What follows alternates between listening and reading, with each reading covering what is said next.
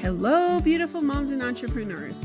My name is Sharon Walker, and I'm your host of the Unbreakable Mompreneurs podcast. This is a place where we come together to learn, grow, and inspire. So sit back, relax, and let's get started. Hello, Unbreakable Mompreneurs. I'm your host, Sharon Walker, and today we are here with Sharon Gillenwater. She has an amazing story where she has had a business and she has sold it, and I'm going to leave it at that so that she can fill in the details. So Sharon, how about you introduce yourself? Well, thanks for having me, Charisse. My name is Sharon Gillenwater, and I started a company back in 2008. Sorry, it's still early here. And I sold it in 2022 for $25 million in cash. And I had no venture capital funding, and it was bootstrapping all the way. It was quite a struggle at times. And so now I'm out here telling my story because what I learned, it took a year after I sold to really realize what a rare achievement that was, particularly for a woman with no venture capital.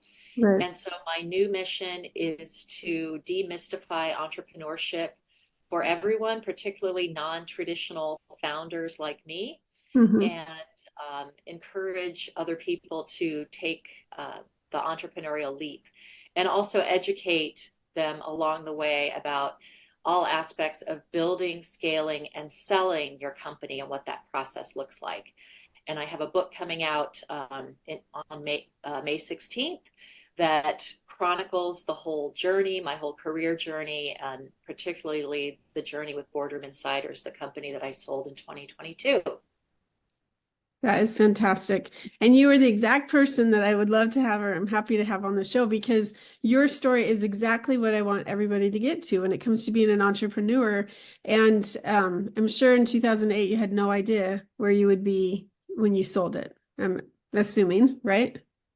So true. In fact, I have many anecdotes that I share about how I did things wrong in the beginning or not optimally, because I think I myself didn't even believe that I could get there.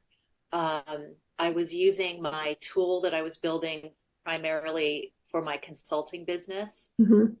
And I had dreams of making it a standalone product, like a software product, but I had no experience building software. I was a non-technical founder, so it did feel like a big long shot. But I learned so much over the years, and also critically brought in people who are much smarter than I was and much more experienced in the areas that were critical to my success. And so that was a major lesson.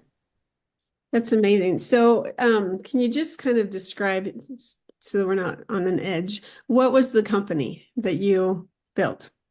So the company was called Boardroom Insiders, and it was a software as a service company, which means, it's a cloud-based tool that customers could access online.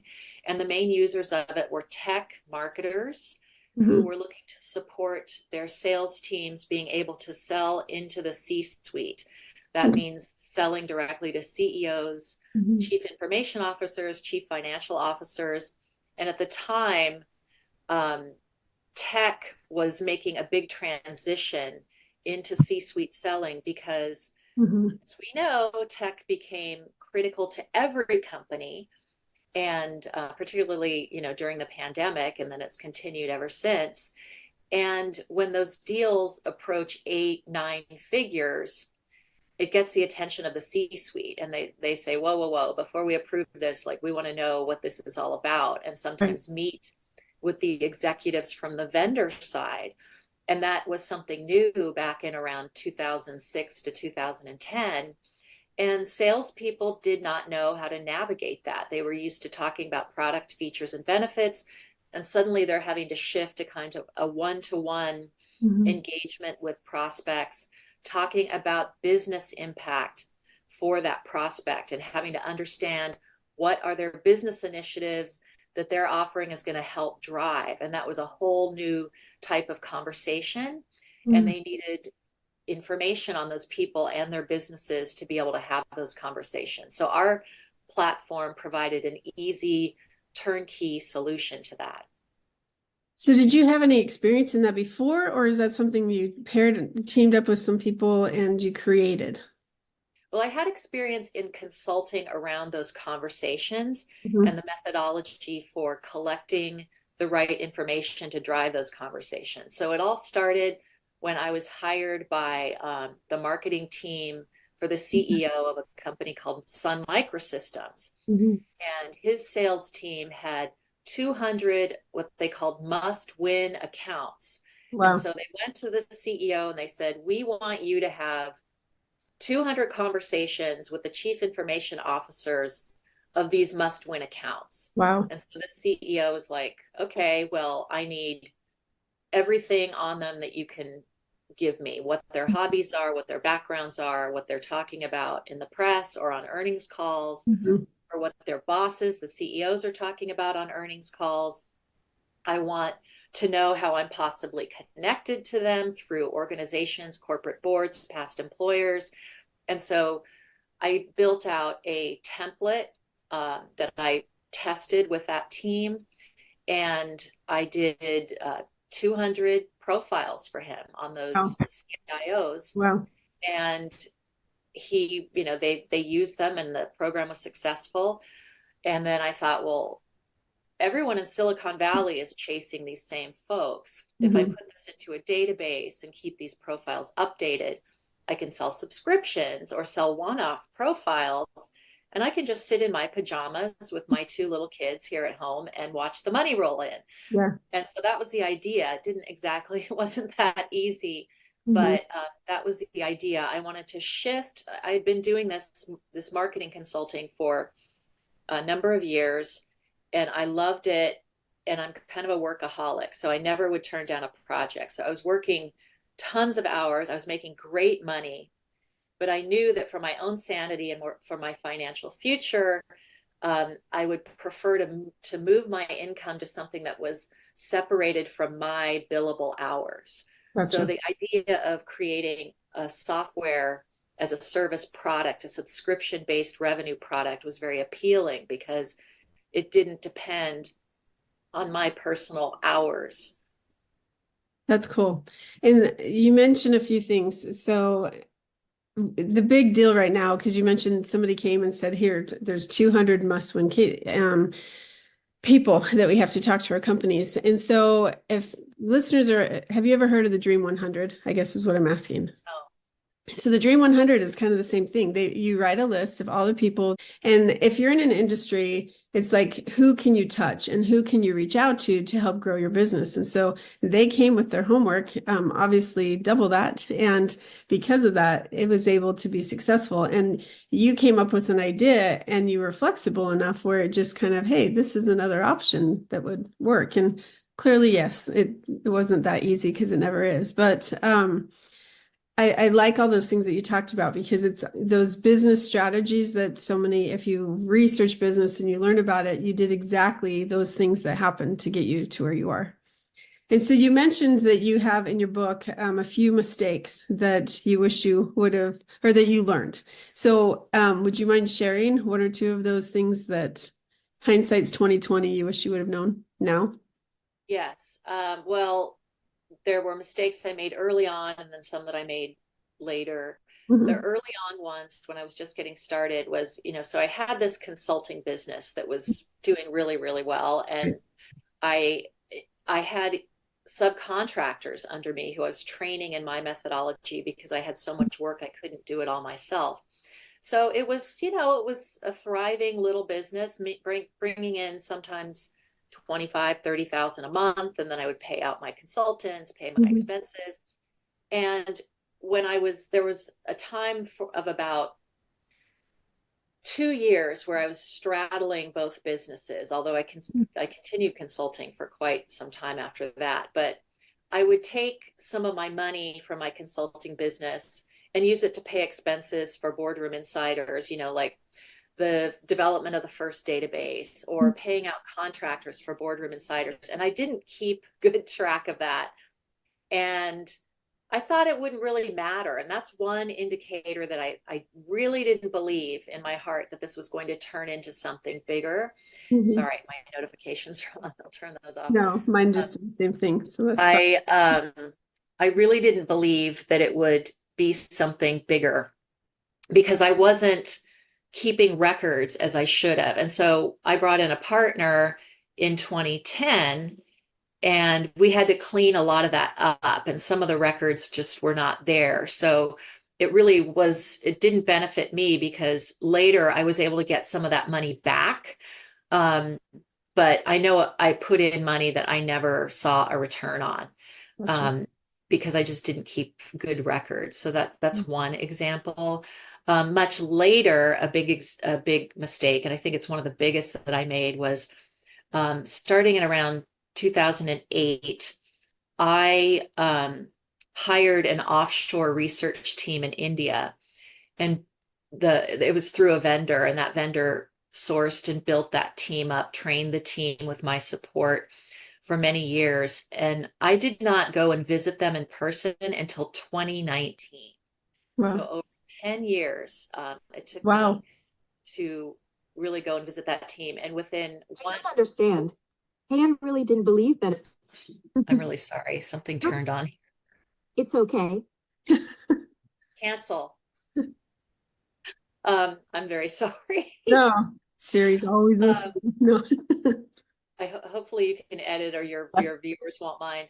But I didn't visit them until 2019. And Mhm. in one day I realized, oh my gosh, I have been so underutilizing the team. By then the team was Wow. about 25 people. And I spent 2 weeks with them. And after just a couple days, we had ideas that were going to save us thousands of dollars a month. So I really wished I had gone there. And the reason I didn't is because, for the first 5 years, we had no money. And I had little kids. I didn't have 2 weeks to go to India Mhm. and, pay to be there for that long and be away from my family for that long.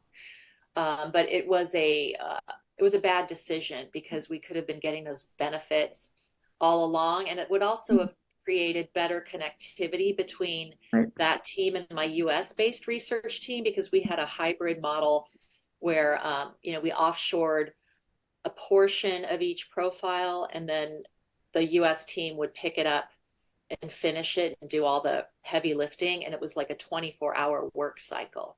Wow. So it was a great model, but Mhm. very underutilizing that team for many years. Right. And that's the hard part too, is because you're in it. And if you could look at the 20,000, 30,000 foot, it's like, no, this makes sense. But when you're in it, it may, it totally makes sense. The reason why you didn't go is all the reasons that you gave. And yeah, make time, or it could have, but it's hard sometimes when you're in the nitty gritty. And that's, I think, something that as small companies starting out, the solopreneurs that are afraid to hire, if you just do and you bite the bullet and you get somebody who's good and you start there, now you have two people working and you can accomplish more than two people's worth of time and energy and work. And so it's that trust factor. I was talking with somebody over the weekend and they said that their business is thriving, they're doing really well. And yet this person, like, they're both getting older. And so I said, so what's your plan? Are you going to start training people so that you can step out and just own it? No, no, no, no. We'll probably just sell it because nobody will ever work hard enough. And I said, there's people out there. You just have to trust. And so that's the part that getting to know people and trust people is a hard step. And so how did you, because 25 million is a lot. So how did you scale to go from where you were to trusting people to scale? Well, we didn't even start scaling until 2016. So Okay. I started it in '08. My partner joined in 2010. We spent a couple of years revamping the product because remember, I started off with those 200 profiles and then I kept getting orders for more through my consulting business. So I don't know, when he joined, we were I don't even remember, 400, 500 profiles. And at one point he said to me, I can't sell this if we can't define what's in it. Mm-hmm. And I was so embarrassed. I'm like, duh, why didn't I think of that? You know, because you go and you have a sales conversation. It's like, well, what's in your database? Mm-hmm. Oh, we have like some CIOs, and most of them are Fortune 500. But then we had one customer who was selling into hospitals. So then we have some hospital CIOs. Nobody's going to buy that, right? So the first thing we did is we needed to quickly build out a data set. So we targeted the top 5 C-suite players in every Fortune 500 company. Oh, So to wow. do that, we needed to scale our editorial team. I did it all through contractors for the first 5 to 6 years. Mm-hmm. So we had contractors that I trained, and they were paid by the piece. Okay. And then, you know, that kind of shakes out. You get rid of some because they're not very good, and then you have your core.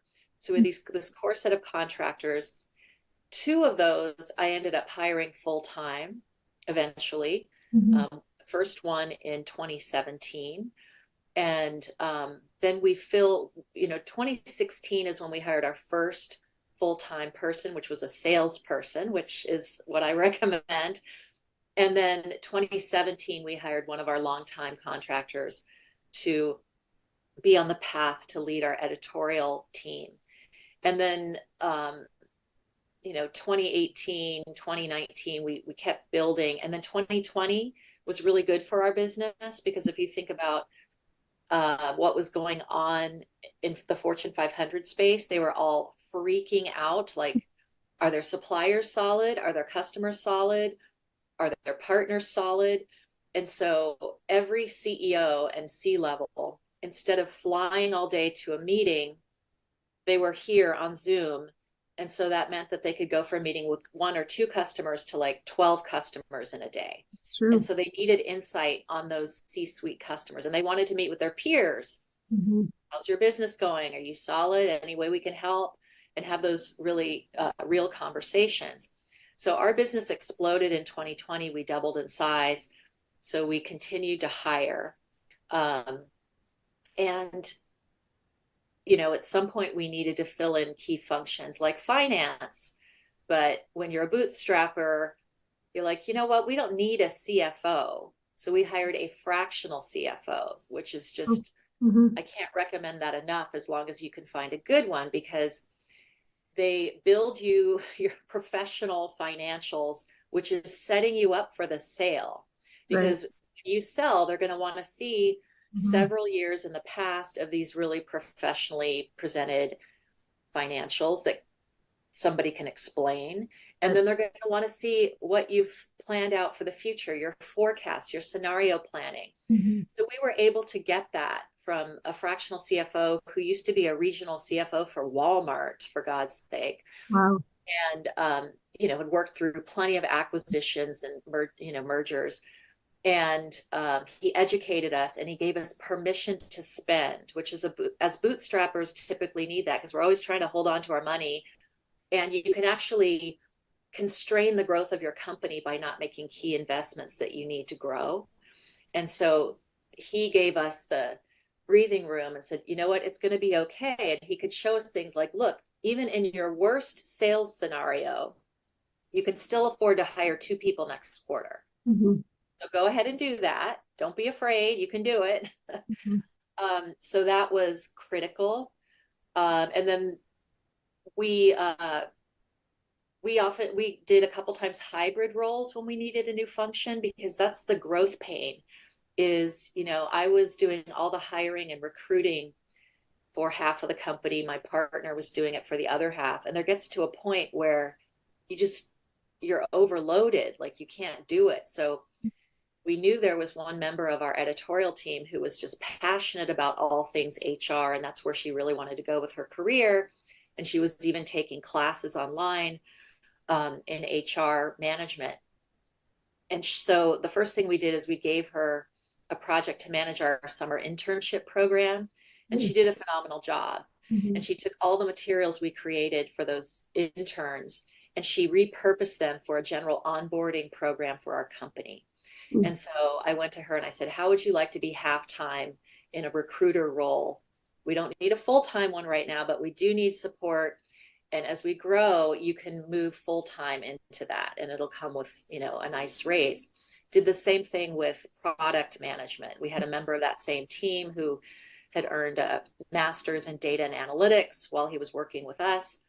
And he was really into our product. He used to find bugs and he would ask questions. He was curious. So I went to him, how would you like to move half time into this kind of a role? And it seems a little bit counterintuitive, but it worked beautifully. Mhm. And I think it allowed us to hold on to two stellar employees Mm. who were on the path to go somewhere else, which would have required them to leave our company. And we didn't want them to leave our company. We Mhm. wanted to provide them with new opportunities. So those were some of our hacks for scaling while not either running costs out of control or potentially bringing in new hires that weren't going to work out, Right. who maybe weren't a great cultural fit or a great fit for our product and what we were selling.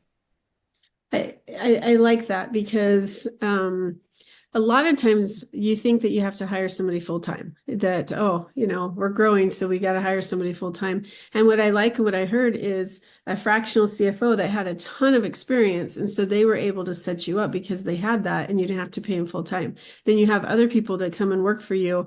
They prove themselves, they improve themselves, and then you're able to go from a part-time to a full-time. So you're not having to pay all the benefits. You're not having to pay some of those things until they've proven themselves and that you want to keep them, and then you pull them into a full-time position. And I mean, you did so many things so right that it really does help the organization. And that's why you had the success that you did, is because, you hear some people where they just go and they hire a whole bunch of people and they're not prepared for them. They're not going to train them. And then, they have to pay benefits and they invest so much time and energy and they might not stick around because it wasn't a good fit. So I love hearing your story and how that worked out.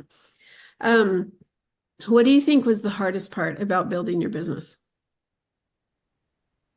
Oh, so many things. Mhm. I mean, the hardest part was just surviving those first 5 or so years where for 2 years, we didn't pay ourselves anything. And I was still Wow. consulting to support my Mhm. family.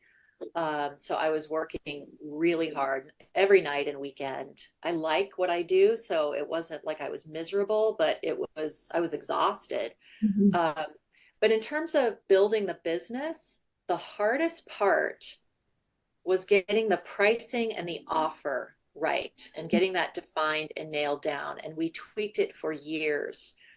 And we had a little bit of a different model than most SaaS companies in that there was a white glove kind of high touch Mhm. customer model. So if you think about the types of content we were providing, so it was this database of executive profiles, very, very in depth, expensive to produce. Right. So we were never going to have millions, hundreds of thousands of records. I think Mhm. to this day, even after 2 years under the new company, it still only has like 50 plus thousand records That's still a lot. because it's still a lot, but this is a very rarefied group of people. Mhm. Um, and we needed our customers to be able to request new profiles. When our database was only like 3,000 profiles, you need customers to be able to request new profiles and get them very quickly. So we had to build that into our model. And from a production standpoint, it wasn't that big of a deal. Our editorial team was firing on all cylinders. We'd have India start the profile at night. Our US team would finish it in the morning. So the customer usually got it within 24 to 48 hours. Oh.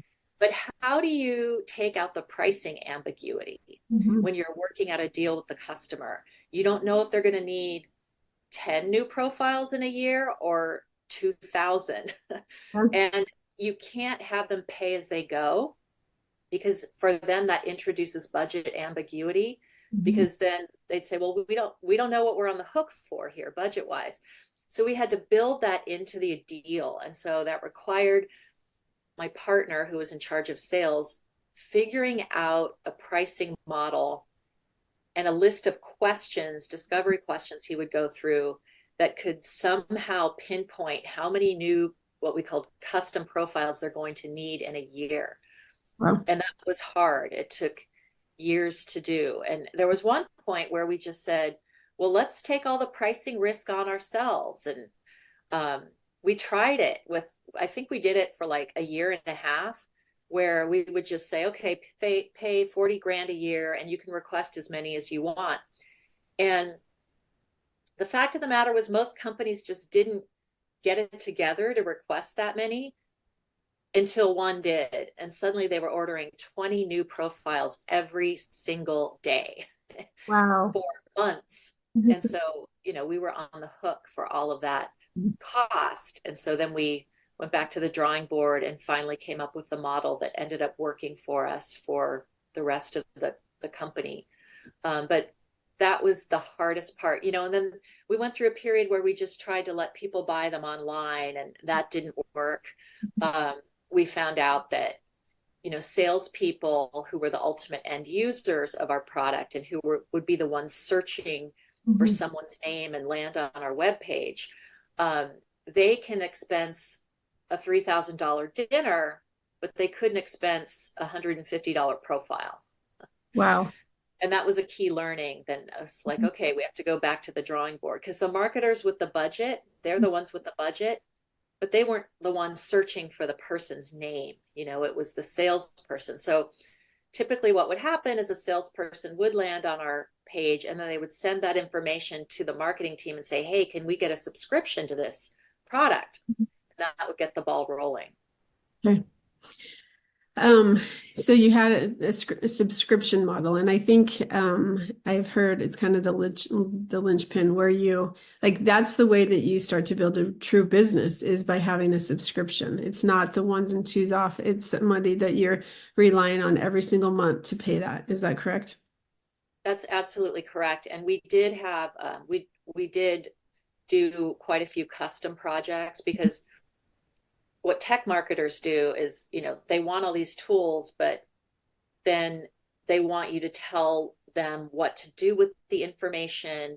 They want a deck from you giving an overview of like, here are your top 200 accounts, and here's what they care about and how they're all connected. And so we ended up doing a lot of custom work. And that was a red flag for my partner, because he knew that annual recurring revenue, also known as ARR, is the holy grail when you're trying to sell your company. Exactly. That's the only revenue they care about. You could have twice as much custom project Beautiful revenue, moms, remember, you are unbreakable.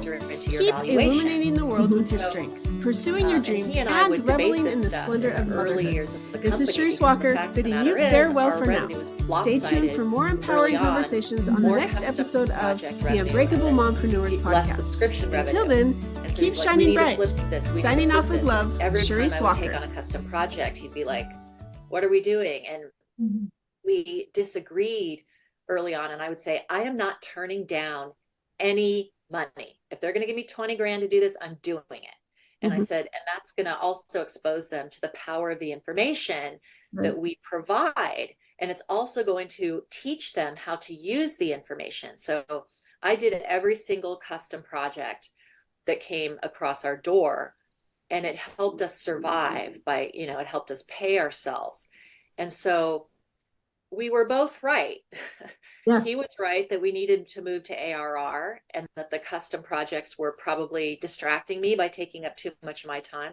But I was right, because it did keep us engaged with those customers. It did give us insight into what they were trying to accomplish, and it exposed them to our methodology of deep research on people, and then turning that into actionable hooks that you could, open the door to have a conversation, impress them and establish credibility, and ultimately close bigger deals faster with those people.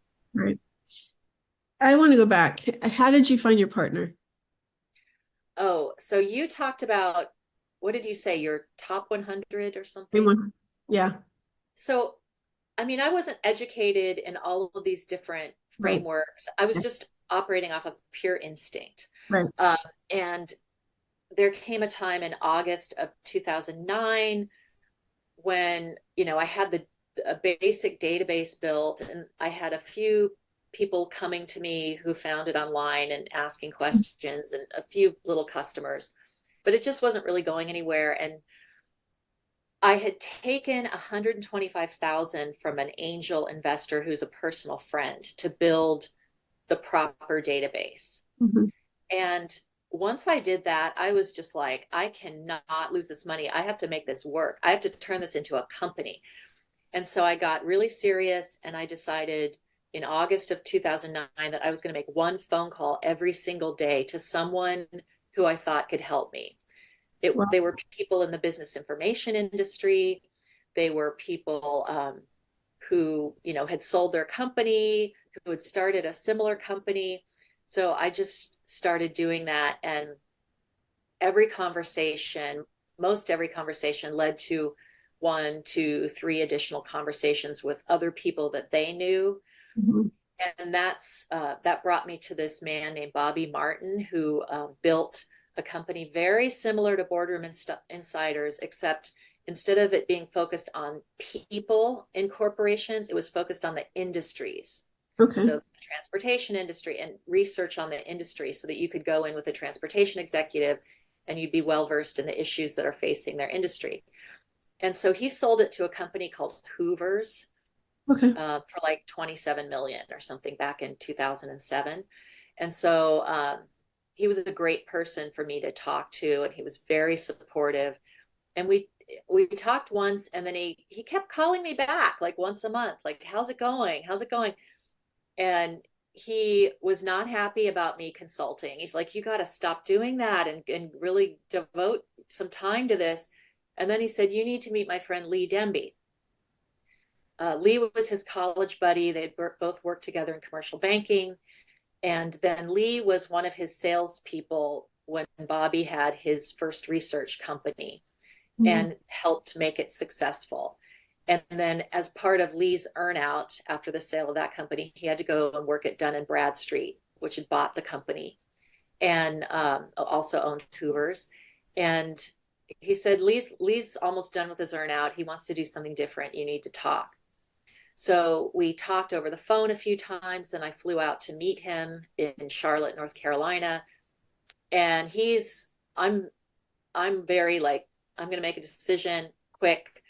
He's much more cautious. Mm-hmm. So he kind of held me at arm's length for about 9 months, and we kept talking. And then he finally agreed to come on board. And I had originally been looking for a sales leader.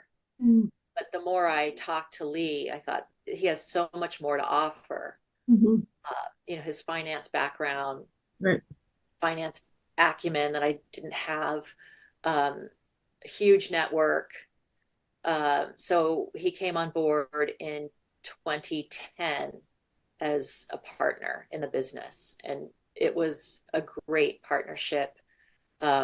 We were very different from a skill set perspective, Mm-hmm.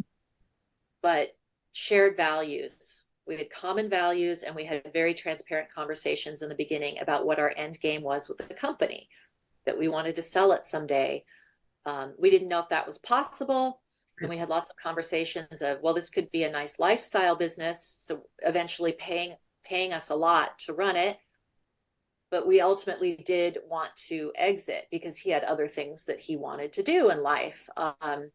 And as did I. So it was important to have that conversation up front, as well as assess whether you have shared values and the kind of culture and company you want to build. Kudos to you, because you were persistent, and I love that you said I called one person every single day. Like, we can all call one person every single day if we really need help and we don't know. And those conversations not only build your network, but it builds, what happened to you. You got to talk to this person, and it led you to find a partner that was ultimately very good for you. Yeah, it's hard when you're an introvert, which I am. I'm a pretty extreme introvert. but I just forced myself to do it. I can set a goal and do that. And so that was why, for me, what worked was saying one call a day. And if I skip a day, I'm going to make two the next day. And once I was doing it, it was really fun because people are receptive when you're asking them questions about what they've done. They want to share their story, just like I'm sharing my story now, and they want to help in general. And you're not going to get anywhere by just sitting at your desk with your head down.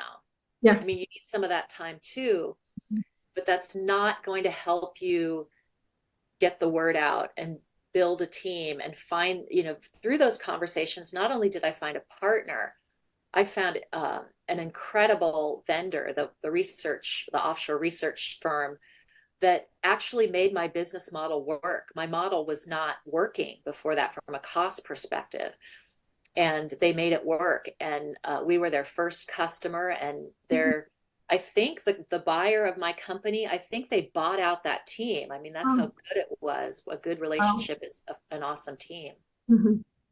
You're so adaptable. I love that you just, okay, well, this isn't working. Let's try this. And this isn't working. Let's try that. And then, you just keep going until ultimately you sold your business. So how long did it take you from the process where, okay, we're done, we want to sell this, to the point that it was actually sold? Well, the decision to run a process was made in April of 21. Okay. We signed with an M&A banking firm in early September of that year. And in the interim, I was just doing research and interviewing bankers, interviewing entrepreneurs. So from the hire to wire, they say, hiring the banker to wiring the money, that was 4 months. Oh, that's not very long. So it was quick. And part of that was because our ownership structure was super simple. Right. The deal was very simple, just like all cash deal. They didn't want us to continue in the business, so there was no like negotiating of employment agreements or anything like that. So it was simple and quick, and we had all of our paperwork in order because my partner was such a stickler for that stuff. Like from day one, he's like, Sharon, where's your corporate book? Where's, the shareholder agreement? And I'm not the paperwork person, but I needed to satisfy him because what he cared about was important to me. And, he had been through an exit before. So he knew. And so I just did everything he said.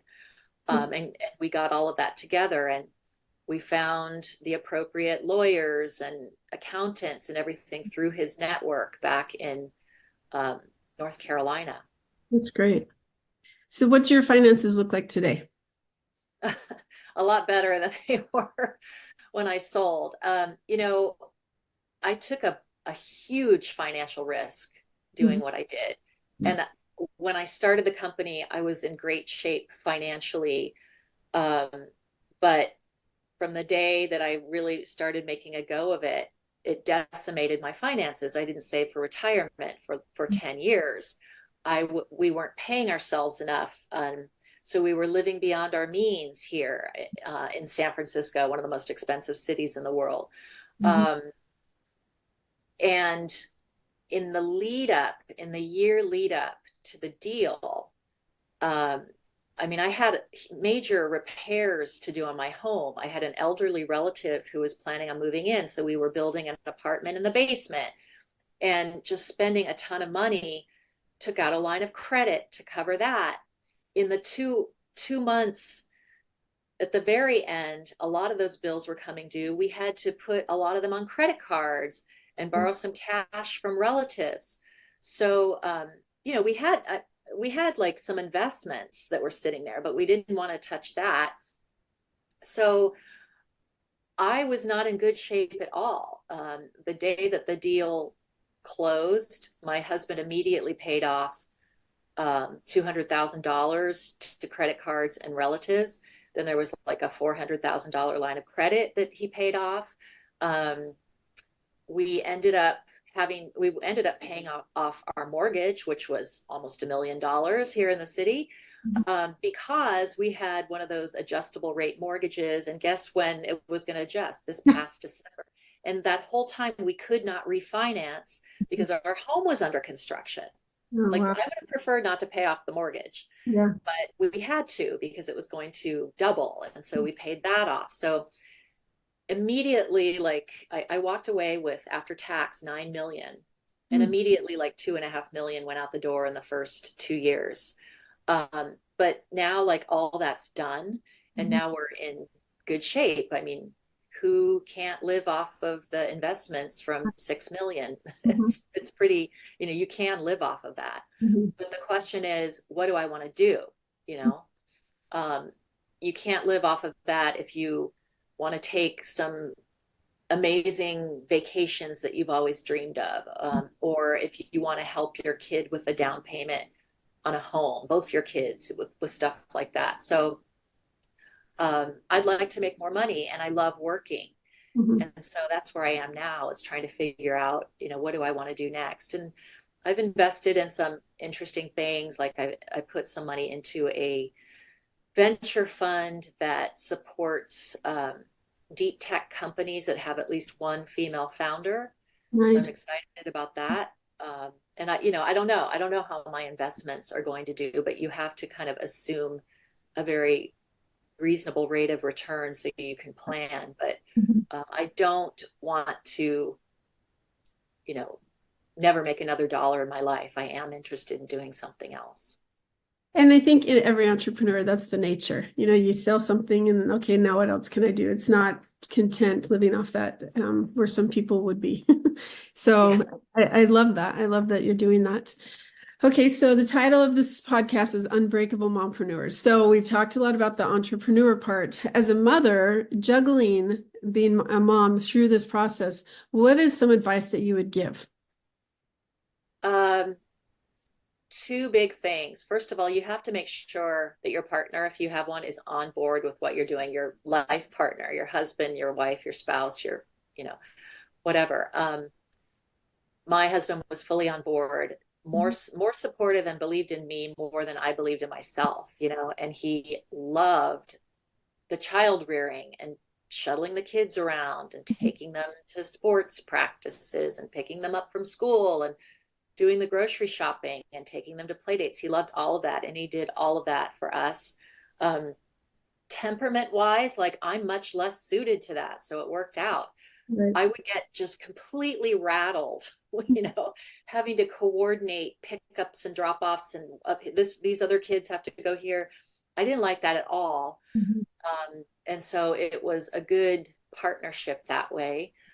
So make sure your partner is on board. Also with the finances, like, he never freaked out about what the impact was to our finances. He's like, it's going to be fine. It's going to be fine. So that's the first major thing. And the second thing I would say to moms is, and I've just learned this because now my kids are 25 and 22.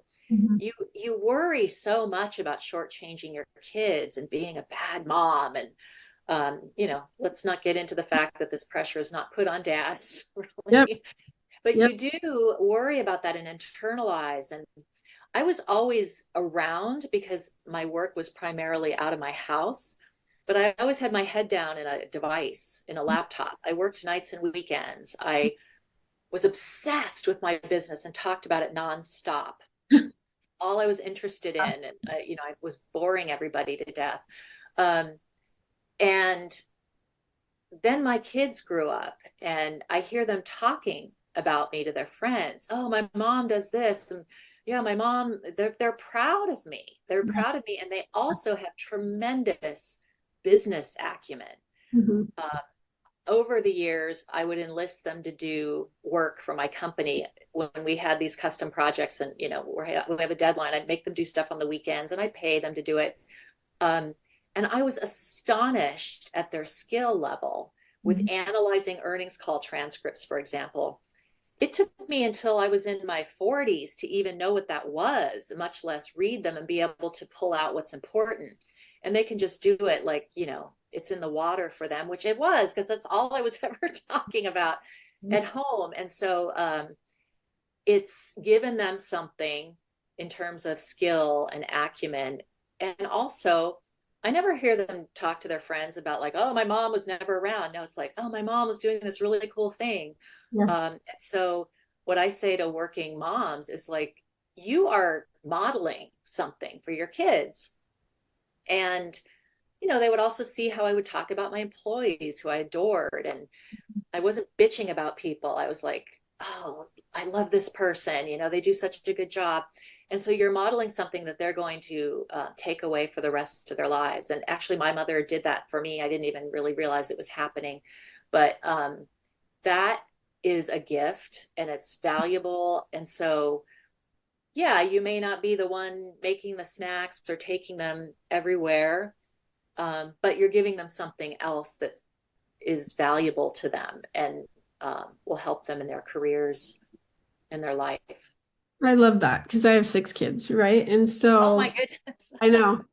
And I am trying to juggle everything, but for the first several years, because I was divorced, and that's what kind of prompted this is I want women to feel empowered. They don't have to rely on a husband because I was that breadwinner in the first marriage. And so I didn't get to go take them to school and do that stuff because the ex would not work. And so it was hard for me. I had that mom guilt, but the second marriage, I've had the opportunity to be working from home, right? And so I can be there if I need to, but my husband, that is the biggest thing is support. Both of my ex as well as my current, they were very supportive, but for different reasons. Like this one, he just didn't want to work. So of course he's going to support me, whatever you want to do, right? But my current husband, like my biggest cheerleader and my children as well, because what kid doesn't want their parents to be successful? They just like you're proud of your children for what they've accomplished. They're proud of you and they want that. And I think that once I realized that, it was a huge eye opener for me because you're like, Mom, you can do it. You can do it. And then I'm motivated to show them that, yes, you can accomplish anything you set your mind to. And so I love that advice because there is a lot of mom guilt that's put on by society, especially stay-at-home moms who have not worked at all. And they only have to focus on making sure that their house is completely clean and their kids are perfectly dressed and their hair is perfectly done. And you bring your kids and like, oh, let's brush your hair in the car. So it's a different world. And for those entrepreneurs that have children, I think we understand each other and we have this bond. Yeah. And It's support. so true. And, I have a whole chapter in my book about how I felt about that. And I did try to be like the other moms, the stay-at-home moms for a small period. And then I was like, it's not who I am. Yeah. But then I would say, well, does that mean I'm a bad mom? Mhm. But even in ultra progressive San Francisco, the gender roles, we had lots of dads like my husband who Mhm. also ran their kids around at our elementary school. But the comments were very illuminating in terms of how people really felt. Like some people thought my husband was a single dad because they never saw Oh, really? or he would one day he took the kids to somebody's big yard sale they were having and they were like, where's Sharon? And he said, oh, she went with her girlfriend for a spa day. And the mom said, that must be nice. So people reveal themselves, or I didn't know something about this. There was some big controversy in the city about soccer fields. Mhm. And I was on my way to dinner with some friends and the other mom was talking about it. And I'm like, what's this about? And she's like, how can you be a parent in a city and not be aware? And I was just like, who gives a I'm just Yeah. like, Yeah. so it was that happened a lot. And you just have to acquire the confidence and the peace of mind Mhm. in your own body. It's like, I know who I am. Right. I'm a good mom. Yes. I'm doing my job with my kids, Mhm. but this is who I am and this is what I want to do. And that they're fine. That doesn't mean they're any lesser either. It's just that's not who I am. And I can't be like that because that's not what makes me excited and happy. Right. And So some people would come back and say, well, that's just selfish. If you're going to bring children into this world, then you should be willing to sacrifice everything. And I think that, once I was able to turn that off and realize that I am who I am, I need to be authentic to myself, because if I'm not going to be authentic and healthy for my children. And so once I was able to come to terms with that emotionally, I just, that starts to bring in the waterworks. But I called them the mean girls. I don't talk about them enough. And I'm writing a book as well. It's coming out in a few weeks. And I had a whole chapter that talked about the mean girls. And I realized that if any of them read this, they know I'm talking about them. And I don't want that, because I've been healed. Like, I'm healed from that. I'm not the victim of that circumstance, but it's very interesting because these women, I just think that they're naive, that they're really clueless. Like, here's their world and here's our world, because we live in the home, but we also live in a different environment. And I think the best thing that ever happened was I had a neighbor. She's a saint. But I hired her part-time because she wanted a job that when her kids were home and her husband was home, she could just get out for a couple hours and she could make her own money and socialize. So I hired her to do some things, and I was the director of the school. And so I came, like, there was this really long hallway, super long, where the administrative was to where the classrooms were. And I'm like jumping down, coming down the hall, talking and stuff. And she's like, Sharice? And I said, yeah. She goes, you're so happy. And I called her by name and I said, this is who I really am.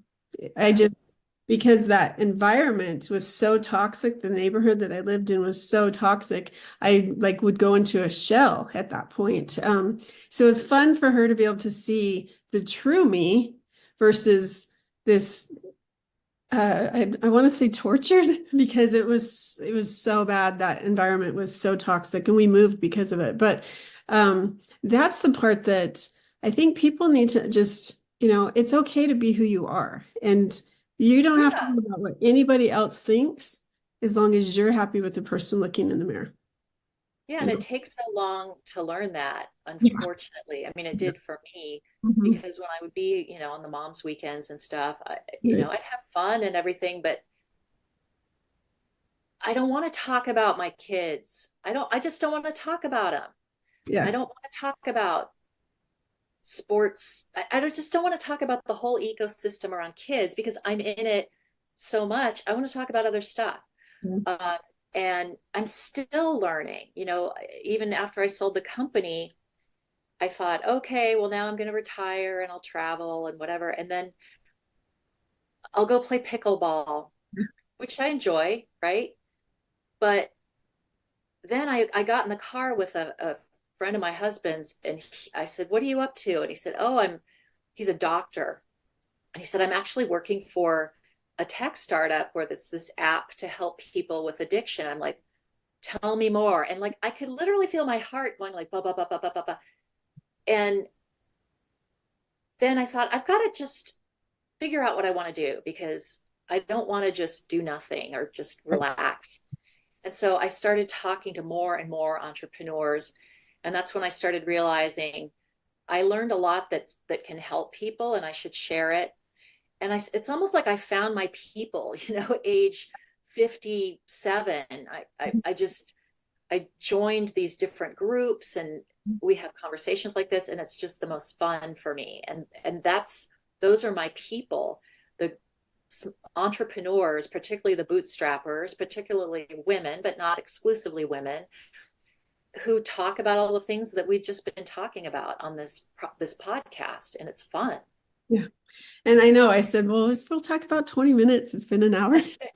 Because we can talk about it forever, because business is fun, but so is being a mom. And both of those things to me are just so satisfying. And so I really appreciate you coming on. Any last words of wisdom that you'd like to share? I know I think there's always a lot of fear associated with this for so many reasons: fear of failure, fear of financial problems, fear of not parenting your children properly. And then also fear when you're breaking into something new. There will be a lot of people who will tell you, oh, that's not going to work. And I think you have to really it's important to take in information like, hey, you might have a blind spot here, Right. but consider where the information's coming from. If it's from someone who it's in their interest to preserve the status quo, Right. maybe Right. don't give it as much weight. If it's from someone in your, mom network who thinks you're being a crappy mom, consider that she might have some stuff that she's dealing with. Really, as long as your customers, your potential customers are telling you to keep going, and you'll find a way. And also having learned a lot since I sold my company about how much VC funded entrepreneurs walk away with after their exit, try to bootstrap that thing for as long as you can. Because what I learned after one of my videos went viral about how much money I made, I had VCs telling me, you know what, if you had raised 20 million and sold for 200 million, so that's, over 10 times, almost 10 times how much I sold for, you would probably walk away with less. Yeah, that's true.